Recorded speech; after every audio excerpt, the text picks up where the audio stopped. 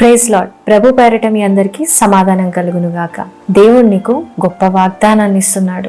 దేవుడైన యెహోవాను నేను భయపడుతూ నేను నీకు సహాయం చేస్తాను, నీ కుడి చేతిని నేను పట్టుకొని ఉన్నాను అని ఆయన నీకు యెషయా 41:13 నుంచి వాగ్దానాన్ని దయచేస్తున్నాడు. ఆయన నీకు భయపడొద్దు అని గొప్ప వాగ్దానాన్ని ఇస్తూ ఆయన నీ కుడి చేతిని పట్టుకున్నాను అని దేవుడు నీకు ఈరోజు వాగ్దానం చేస్తున్నాడు.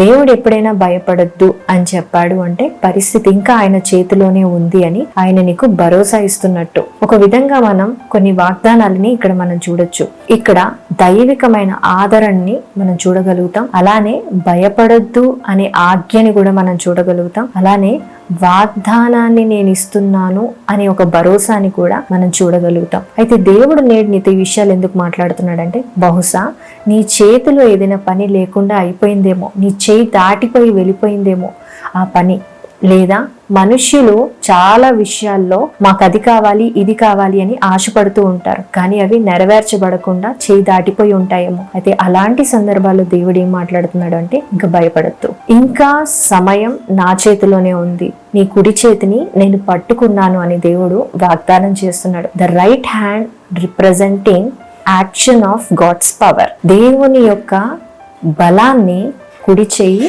చూపిస్తుందంట, ఆయన శక్తిని, నువ్వు ఆలోచింపలేని శక్తిని ఆయన కుడి చేయి చూపగలుగుతుందంట. దేవుడు నేడు ఆయన నీ చేతిని పట్టుకున్నానని భయపడద్దని వాగ్దానం చేసి నిన్ను ఈరోజు దీవిస్తున్నాడు. దేవుడు నిన్ను నీ కుటుంబాన్ని దీవించునుగాక. Praise the lord.